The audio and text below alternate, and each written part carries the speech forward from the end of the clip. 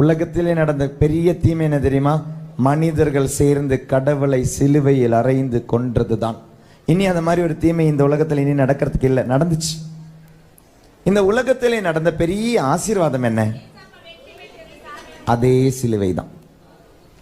எந்த எந்த தீமை இந்த உலகத்தில் இவ்வளோ பெரிய துன்பமா வந்ததோ, அதே தீமைய அதே துன்பத்தை தான் ஆண்டவர் என்ன பண்ணாரு? பெரிய நன்மையா மாத்தினார், பெரிய ஆசீர்வாதமா மாத்தினார். அதுக்கு இயேசு என்ன செஞ்சாரு? அர்ப்பணித்தார். பலிபீடத்தை கல்வாரியில் உருவாக்கினார், அப்பா கிட்ட அர்ப்பணித்தார். பெரிய தீமை பெரிய நன்மையாக மாறியது, பெரிய துன்பம் பெரிய ஆசீர்வாதமா மாறினது. அந்த கடவுள் இன்னைக்கு உயிரோட தான் இருக்கிறார், உன் வாழ்க்கையில் இருக்கிறார். அதனால இனி துன்பத்தை நினைச்சு வேதனைப்படாதீங்க, அழாதீங்க, புலம்பாதீங்க. நடக்கிறது நடந்துகிட்டே இருக்கும். ஒரே ஒரு ஜெபம் தெரியுமா? Thank you Jesus. ஆண்டவரே நன்றி.